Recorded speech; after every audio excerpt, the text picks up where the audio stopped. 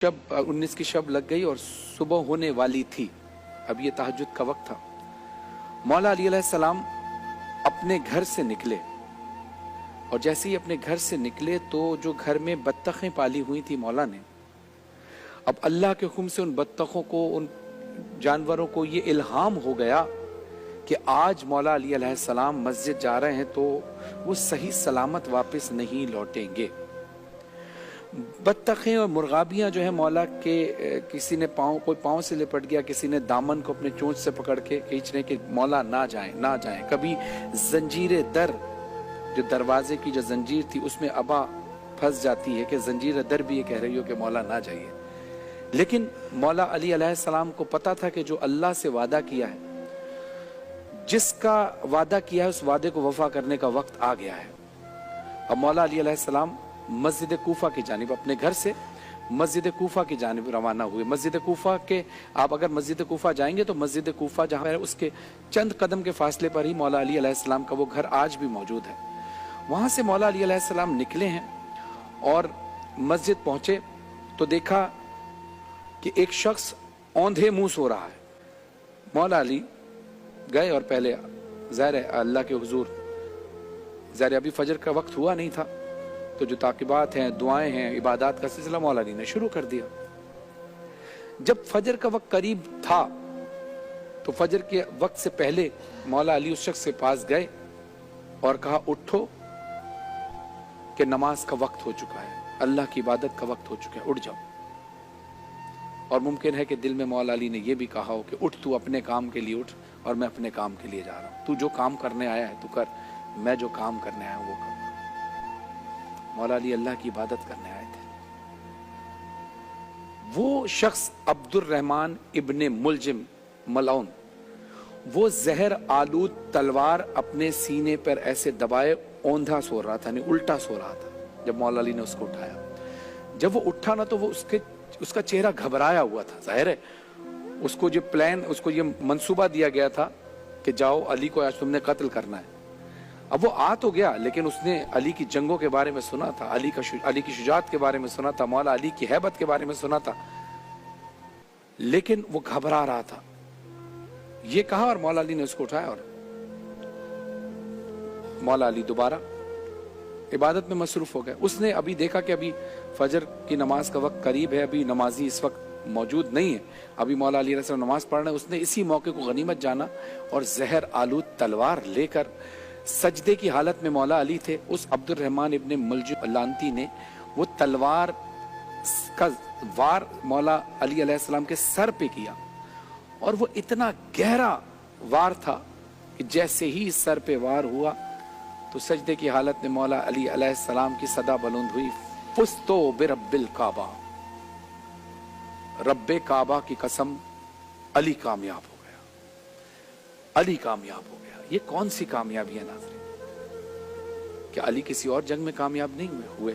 क्या अली किसी जंग से नाकाम लौटे? नहीं, ये कामयाबी कोई और कामयाबी थी। वो कामयाबी तो थी ही थी, हर जंग में फतह भी, कभी खैबर का दर उखाड़ दिया, कभी कुफार को पछाड़ दिया, लेकिन ये कामयाबी कुछ और कामयाबी थी। इस कामयाबी का पता चला बाद में कि जब लोगों ने कहा कि मौला अली अलैहिस्सलाम को किसने कैसे शहीद हुए, तो कहा मस्जिद में।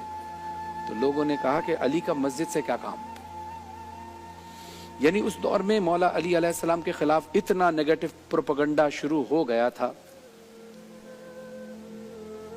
कि लोग पैसे दे देकर अली के खिलाफ बोलना शुरू किया और कहलवाना शुरू किया। मौला अली अलैहिस्सलाम ने अल्लाह की तौहीद को कायम रखने का वादा किया था।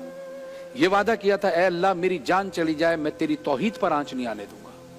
सजदे की हालत में मौला अली तड़पते रहे। अब वो अब्दुर्रहमान इब्ने मुलजिम भागा, अब वो घबराता हुआ भाग तो गया, अब उसके हाथ में खून आलूद तलवार थी।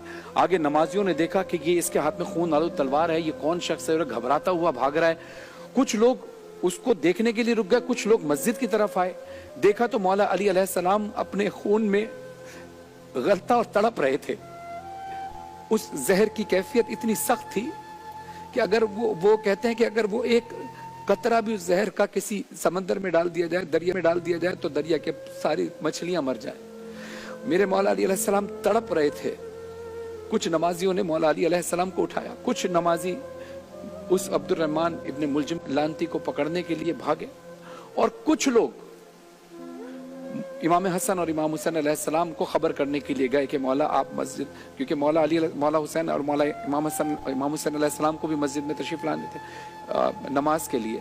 ابھی وہ تشریف لائے نہیں تھے, لیکن ان کو خبر جب پہنچائی گئی تو امام حسن علیہ السلام اور امام حسین علیہ السلام قبل از وقت پہنچے, اور پھر مولا علی علیہ السلام نے امام حسن علیہ السلام کو کہا کہ تم ابھی مجھے چھوڑو, ابھی نماز کا وقت ہے, حسن تم آؤ اور نماز مکمل کرواؤ. امام حسن اس حالت میں بھی مولا علی علیہ السلام کو اللہ کی عبادت کا اتنا خیال, کہا کہ میری تیمہ داری چھوڑو, تم یہ دیکھو کہ ابھی نماز کا وقت قضا نہ ہو جائے, تم ان کی نماز ادا کرو. اور جا کے پیش نمازی کی مولا امام حسن علیہ السلام نے. نماز ختم ہونے کے بعد مولا امام حسن علیہ السلام اور امام حسین علیہ السلام مسجد میں کچھ نمازیوں کے ساتھ مل کر مولا علی علیہ السلام کو زخمی حالت میں گھر لے کر آئے. جب گھر میں یہ خبر پہنچی تو گھر میں صف ماتم بچ گیا, بیٹیوں کی رونے کی آوازیں بلند ہونے لگی. تو مولا علی علیہ السلام نے امام حسن علیہ السلام کو کہا کہ اے حسن, اے حسین, تم باقی نمازیوں سے کہو کہ بس ہم چلے جائیں گے گھر, تم لوگ یہاں سے واپس لوٹ جاؤ.